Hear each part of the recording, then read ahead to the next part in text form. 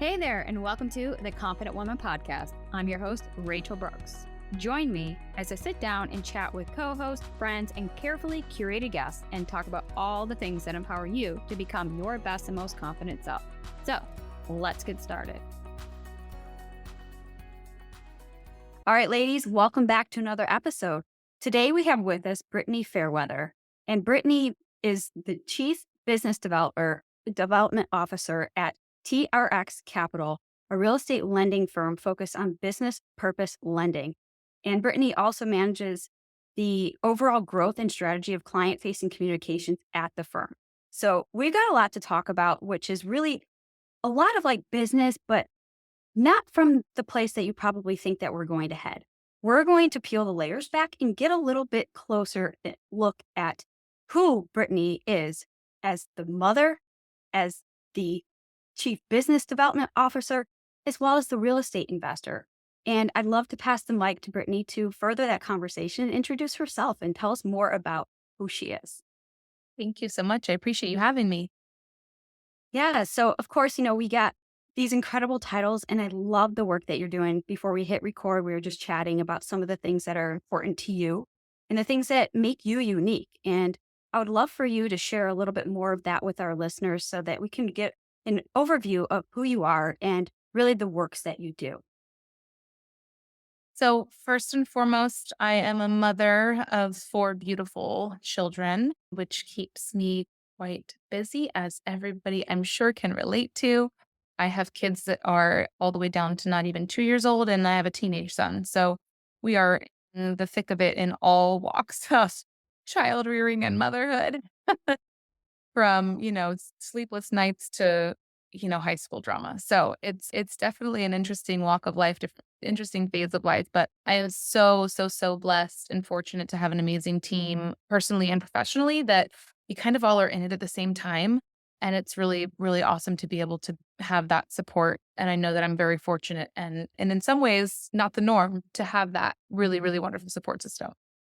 Wow, that's awesome. And I love that, you mentioned first and foremost that you're a mother. And I think that this is really the segue into the conversation today is that, we can be all these different roles and titles in our professional career, but recognizing that this role to you, which is the first and foremost, the most important role, and, who Brittany is aside from the successes and the accolades and all the incredible things that you do, you really put that as a priority. And I think, for many, many women that are listening, especially those mothers, I really want to take that note. And I know that we'll share a little bit more about some of that and how you prioritize the family life and the work life. And so how we can really stay true to who we are to the core.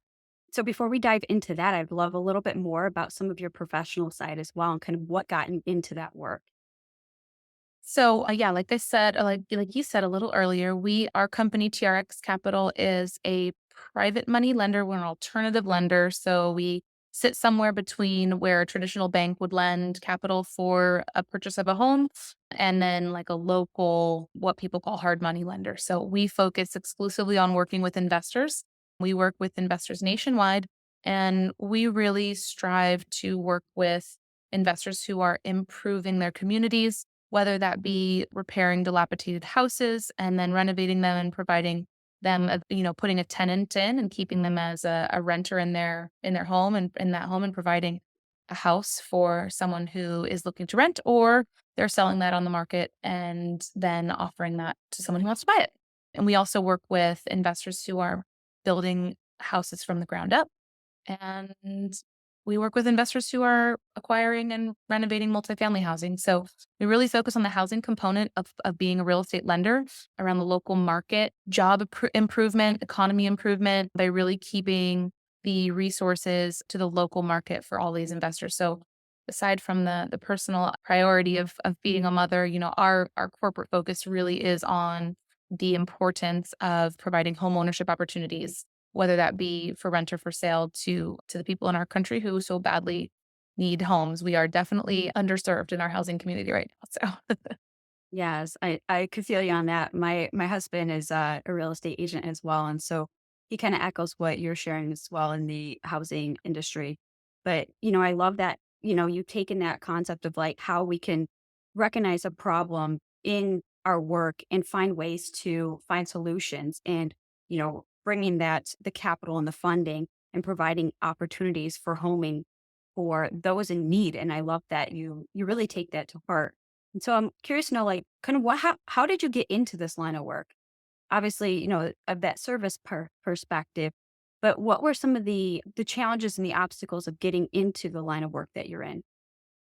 So we started the company in our first company. TRX is a fairly newer venture for us. We just started in January of last year, 2023. So we've only been at it for about a year with TRX. But our first company, our team has been together for almost 20 years. My partner and I, and then some of the core members of the team that we brought in, we've been together for 15 to 20 years now. So the first company that we had was really just a conventional mortgage brokerage. This early 2000s, and we were working with people, mainly people who were first-time home buyers and really focusing on providing homeownership opportunities and financing opportunities from a conventional standpoint. And so we had a real estate mortgage brokerage, and then we had the real estate sales brokerage as well. And so we were kind of working on both sides, helping people find houses that they wanted to live in and build for their families and getting them financing that would work for them. And so while we were operating that company, one of the principals and at the time was he really had an interest in studying the historical cyclical trends of real estate through the years and really started to see that at that time things were changing in the market, mainly in the mortgage space, and that mortgage brokers were really losing opportunity. And in order to retain our relevance and be able to continue to grow our company the way we wanted to, we would really need to pivot. And so started working with a couple local investors who were acquiring dilapidated properties, they were acquiring distressed properties, and they were renovating them, bringing them up to standard, and selling them or putting a tenant in. And it was really before a lot of the large institutional investors were buying properties in scale. And we realized that they had a need to have some flexible financing so that they could continue to buy these properties and put homeowners in them and do the work to repair them and improve the neighborhoods. And so we sought out to put a fund together with our knowledge of the consumer and conventional financing and banking side and put together a product that could be available to these investors who really needed to be able to leverage their capital to be able to buy more houses. And that was really the beginning of the company. And then we have just grown it from there. We started out just with our regional focus in Southern California. That's where we started the company. And slowly over time grew that to be a national platform. And we've brought in all kinds of different components along the way. We've brought in, title, we've brought in insurance, we've brought in credit repair for investors and buyers and homeowners who, maybe need some assistance in order to qualify for financing. We've brought in home builders and anything that's really touching real estate, we've kind of brought in some form or fashion over the past 15 years. And so that was the beginning. That's how we got started. I love that, and I love that you talk about some of the challenges and the struggles that you encountered because it's like you had just created the new company in 2023, so it's shortly over a year old, and recognizing that there was a need for some of the pivoting that, with the properties and funding and capital, and seeing an opportunity to really do something with that to make it more affordable, recognizing what your clients, hearing the industry. And so I love that, obviously, like, having a business and, given these past few years of our global pandemic, how much we've heard that word pivot and Yes. recognizing, I mean, it's the word, it's like the theme of the whole, in business. It's like, what did you do during the pandemic? We had a pivot. And so Yeah. finding that It's the as buzzword, the industry buzzword. oh, exactly. And it's like, but even still now, 4 years post pandemic, it's still the one thing that we see in business is that that has been the word because even though we're post 4 years, there's always room to pivot because as you are evolving and changing, and then business doesn't just, you don't get a business in a box with a direction of how to get set up and started. So I love that you're like, hey, listen, we've been at it. We're still figuring it out. We're constantly growing. We're constantly pivoting. We're doing something different. And I think that that's a really great point to make is that your business is not just set in stone. And as you continue learning and growing, you make those adjustments, not even in just the business space, but as the individual behind it. So I love that you share that. Obviously that's a huge part of overcoming some adversities and challenges and navigating and finding a way that aligns with the core of who you are and keeping those pivots just short, so you can keep adjusting. So thank you for sharing that. Yeah. And so, obviously you do quite a bit and tying everything into how we as our podcast and our platform as well, our whole thing is really about empowering women. And so when we think of empowerment, I always tend to lead with for us to empower others, we must first empower ourselves. And so, how do we do that? How do we do that in business? How do we do that as working professionals, as moms, as leaders, as whatever title we slap on that day? Because we literally wear so many hats. It's almost Yeah. impossible. And it's like, so what do you do? And it's always that loaded question, like, how much time do I got? Right. Or who are you talking to? So I'd love for you to share a little bit more about the work life balance, which we also hear as a big buzzword as well. And I'd love to hear your perspective on that as far as balancing as a mother, as well as just really excelling into the business development of where you're at. I mean, it's a constant struggle. Work-life balance is you're right. It's a buzzword. It's something that everyone's like, "Oh yeah, we have great work-life balance. So we do all these wonderful things." But it is a constant effort to maintain and to create. And I will continuously credit our team that we have built because without an understanding team behind me and with me alongside me, we would not have work-life balance. I mean, we are constantly having conversations personally with when we've become a family at this point. We've been together for so many years and we work so closely together. We're constantly having conversations about that. I mean, it's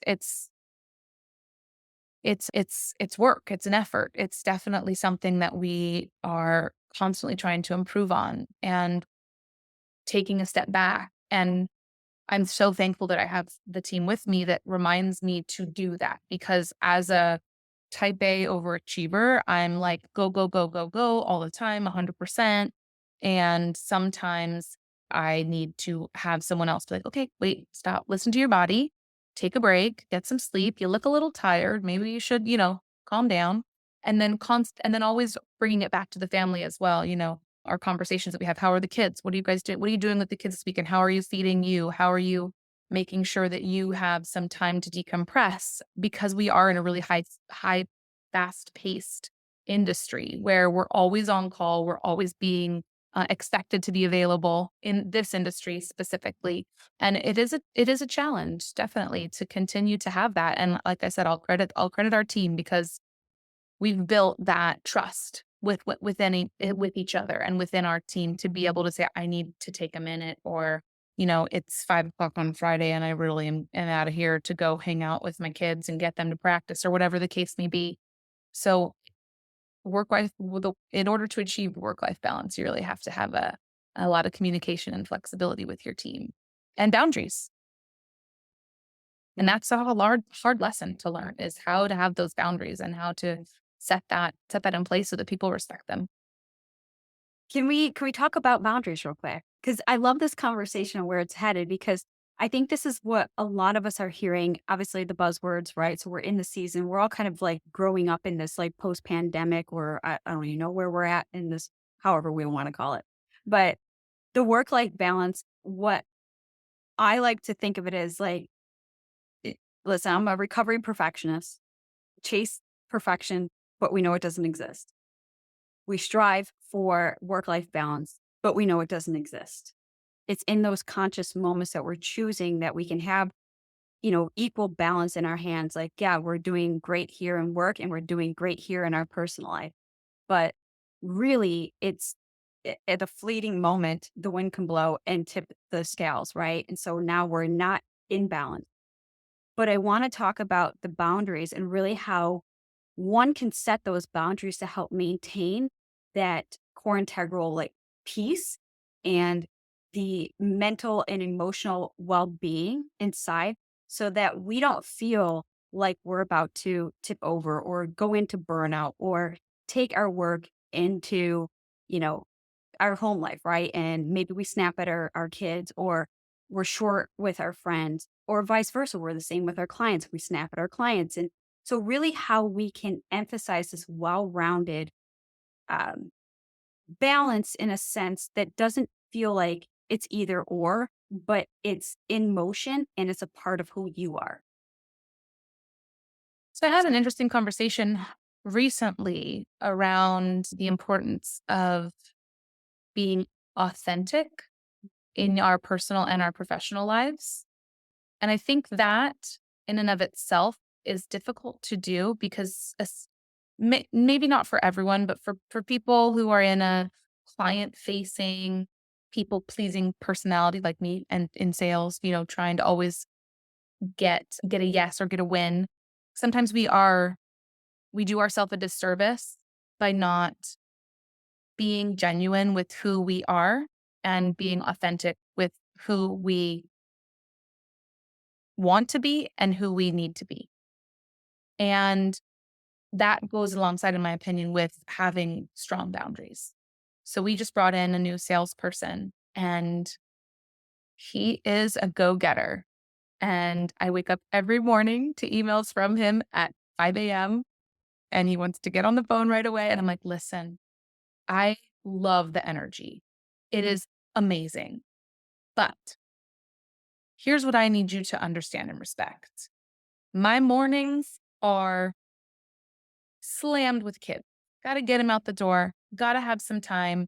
And I've learned through lots of therapy that waking up a little bit early or spending a little 15 minutes more of a snuggle with my son before I send him off to preschool sets my day up so much better for success across the board that I'm not willing to compromise that anymore.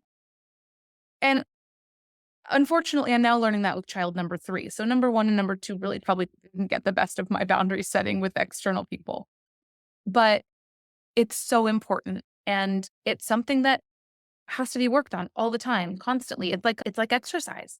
Your body's not going to be able to do and perform at its best that you want, if you want to be able to achieve something physically, if you don't exercise your muscles. You also have to exercise your skills for, emotional and mental boundaries and authenticity and strength.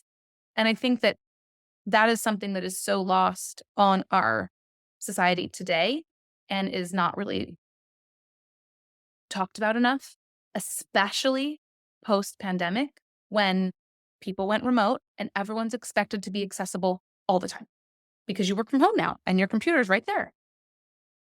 Yeah. So it's something we talk about and we work on, but it's not something that comes natural. Yeah. And I admire you for that because it does take a lot of self discovery and a lot of self awareness to recognize what you're willing to compromise and what you're not. And those are those non negotiables. And so when it comes to boundary setting, that's something that I had to learn the hard way as well. And it's, to be honest, it's like you're still learning them, right? Those lines are never concrete, Right. set in stone because, yes, as you mentioned, there's flexibility, right? Because there are some moments where we have to bend our boundaries because time constraints or urgencies or really the demands of certain things. However, but recognizing, hey, listen, this is going to cost me X, right? Because when we say yes to something, we're really saying no to something else. And so we have to consider that like, what would this cost me? Is that, for me to feel rushed in the morning without that 15-minute opportunity for me to really just spend quality time with my son, to really have that moment where I feel this internal peace. So when I wake up and start my day, already feeling refreshed and centered and in this peaceful moment. But yes, well, typically go-getting women, this is a lot of who our podcast listeners are as well. We are driven, we are ambitious, we are go-getters, we are just on the go. We are quote unquote busy women. And so I say busy, but what are we actually busy doing? And kind of taking that awareness and the overview of, are we busy just tasking? Are we putting out fires? Are we being reactive versus proactive? And that's why the importance of setting a tone for the day really is like you said, hey, listen, I love your ambition. you're a go-getter, I'm a go-getter too. But here's when and how. And this is my firm non-negotiable. This is my 15 minutes or, whatever it is for you. And so setting the tone is so important to really recognize as we are going about our day. But how I like to start my day, we bookend it, right? So it's like you have this time for yourself to really do whatever it is. For me, it's like, I'll take care of I'm not a mother, but I have pets. So I'm a fur mama and I take care of my babies. And then I'll, have my coffee and my routine. And then I go sit down and I will read. I will journal and I'll do prayer.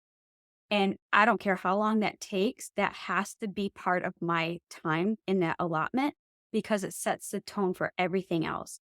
Where many of us, open, the alarm goes off and we grab our phones. And right away, there's emails, there's demands, there's expectations. And this, like, you could feel this angst inside. Yeah, And that's something that I really recognize, especially during the pandemic as well, how important it is to set those healthy boundaries, but also giving yourself that morning routine and daily habits to stack upon so that you are now not just going into work and being that ambitious go getter without really a set intention or motive. So I commend you on that because that is so, so needed.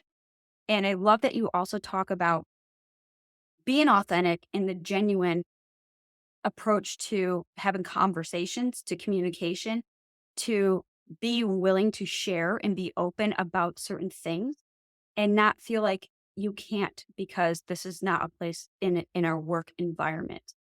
And I'm seeing, to be honest, more and more of that as well, especially with our guests and people in just different industries where we're seeing them. And I think that the pandemic really shine light on this, but we're seeing them just show up more as themselves. And we're taking down the veil and the facade. And that's a big thing with, my book, Chasing Perfection. It was like we wanted everything to look perfect on the outside so that people wouldn't see what was really happening on the inside. And so when we're so busy curating this perfect version, we're not actually taking care of the mess that's inside that is causing absolutely. that turmoil and chaos, which is essentially what we're all seeking, right? Like we just want that inner peace. We want to feel happy. We want this, right? But what are we doing about it? How are we taking care of ourselves? And it So looks different for every person, and I think that's the exactly. hardest part of it all is really taking the time to figure out what that looks like for you. A 15-minute snuggle with a 4-year-old isn't going to have the same effect as on the person sitting next to me as it does for me. But I know that if I wake up 15 minutes early to allot that time in the morning, his day is easier. Our morning is easier. He puts his shoes on faster. We get to school faster. And my day, my work day, when that starts, is that much more seamless because I haven't started my day all stressed and anxious because we were late. Of course, there's going to be mornings where that doesn't happen and alarms don't get sent off on time. And, tiny terrorists in the house just don't cooperate. And that's going to be the case, but taking the time to introspectively figure out what that means for you is the hardest part. And that's what took me the longest because, to your point, it's like everyone should see me as this got it all together, 100% on all the time, perfectly smiley, always positive being. But that doesn't really truthfully depict who you are at all times. And you have to be able to be authentic and genuine to be relatable Yeah. because that it's like the social media reality versus, image. What's out there isn't all reality. That's not what's really happening. There's a camera crew that makes those things happen.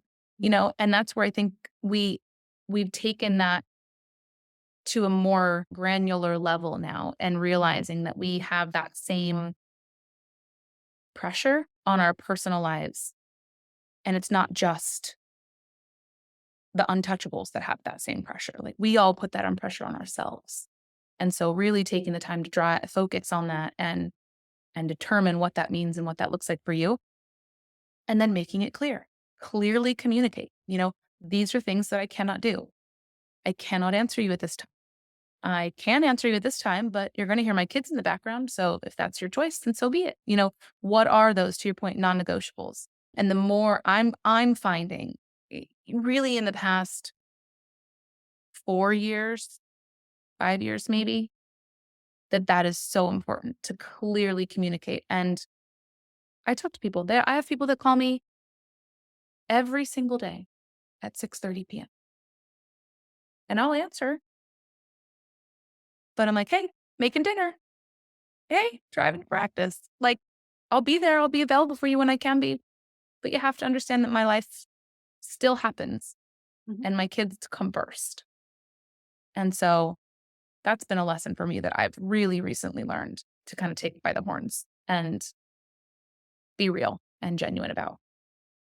I love that you shared that, and I think that's something that many women, and again, from my perspective, not being a mom, but when wearing our professional titles and our roles, always felt that we had to show up as this different version of you.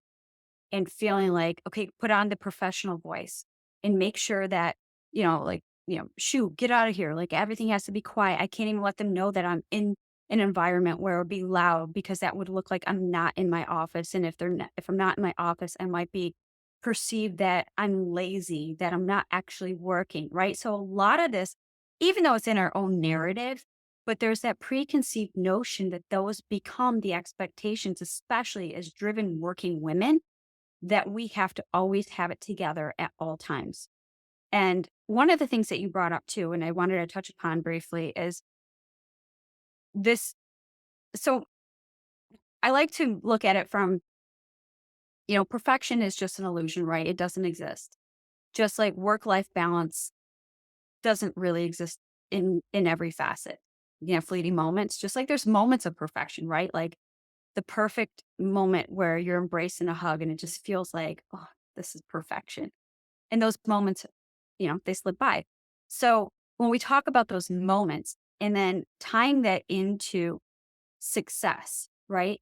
Success is another thing that I feel is so subjective, and it's also something Absolutely. that isn't, my version of success is not going to be the same as your success. But we have out there in the social world and on the interwebs, it's like this is what success is. It is very strategically placed that success equals financial reward at the cost and suffering. Because if you don't chase it, if you don't want it, then you don't want it bad enough, right? We hear that thing, if you're sleeping, somebody else is working and they're stealing your dream, like that stuff. And it's just a bunch of BS, in my opinion, because when we hear that, it feels like, oh, well, I want my dream and I'm hungry for that because I'm a driven woman, I'm a go getter. And I don't want somebody else taking that opportunity that could be mine. And so maybe we skip out spending time with our kids, our friends, our family. We skip out on opportunities that really bring us joy and the passion and the things that light us up. And so this is something that, you know, I personally had to really unpack as well. And so I wanted to talk briefly about, what does success mean to you and how would you define that, or give some words of wisdom or insight for those that are listening who are like, man, this is me. I feel like I'm always chasing some illusion of success because I want to hit that next thing. I want to make it. I want to show that I too can do this. And especially as a working mom and a working woman. I mean, anyone's definition of success is going to be very personal.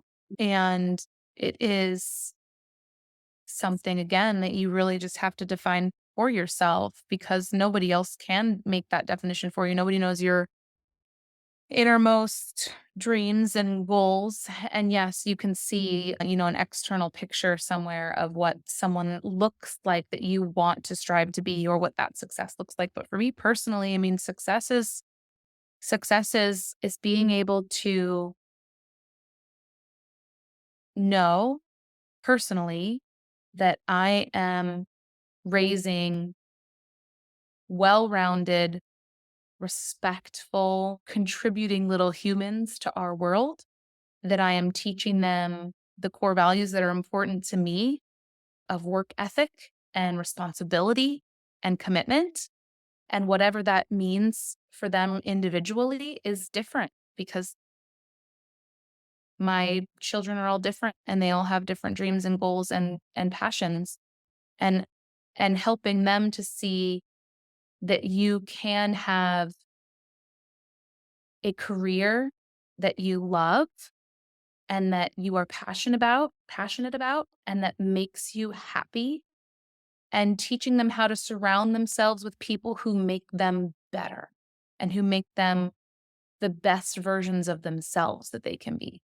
Personally, those are the things that define success for me, is teaching my little humans all those really valuable life lessons. And some of that translates into into the professional success as well, because my success to me professionally is building a company that I can leave a legacy for, that is meaningful, that is providing a solution to something that our country and our world needs, which is housing, and building it with people who make me the best version of myself. Because that, in and of itself, without the team that I truly feel makes me the best professional version of myself and personal version of myself in many cases, would be counterintuitive to what I want to achieve in my career.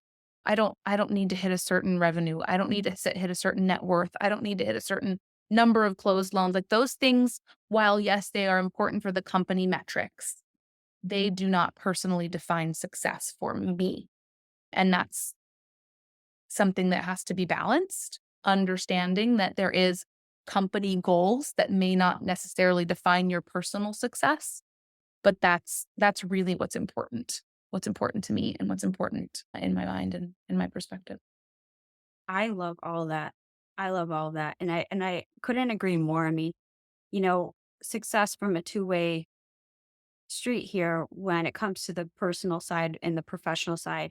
And so many of us entwine those two and think that I am a representation of the success that I am in the company because I work there.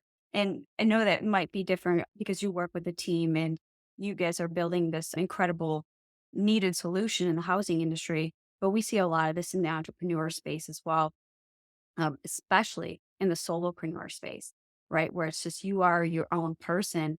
And when you're looking externally to see, for ideas and inspiration, you can see other people doing somewhat similar, and that kind of leads a little bit of that comparison, or like, man, I'm not even as far along, or like, well, they're focusing on that. That looks like success because X, Y, and Z, right? So we create this narrative loop for that as well. And it's a story. But, and then we look back at our own lives and say, well, I didn't achieve X, Y, and Z. Therefore, it's not successful. Or maybe others won't perceive you as that credited expert with the expertise because you didn't do what the next person did. And we hear this a lot. And it's just, honestly, it's so sad to see that how we compare our insides to others' outsides, thinking that that success is also universal. And what you are experiencing just as the individual could be something what somebody else admires.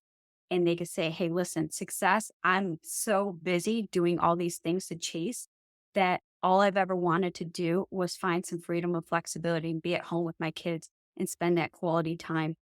And that could be what is defined for you. And other people are trying to chase that as well.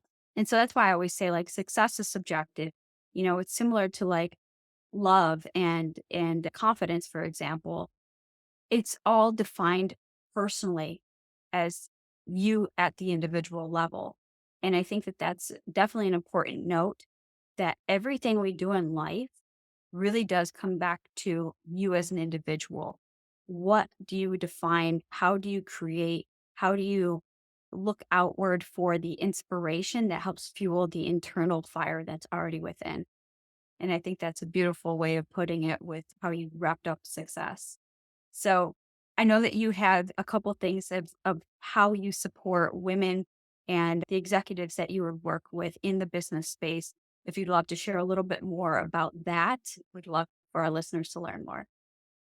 Yeah, I mean, we are a minority and woman owned company. So we definitely have a soft spot and a passion for empowering women and encouraging and educating women and primarily because we're in the financial industry and in real estate specific, we really like to focus our efforts on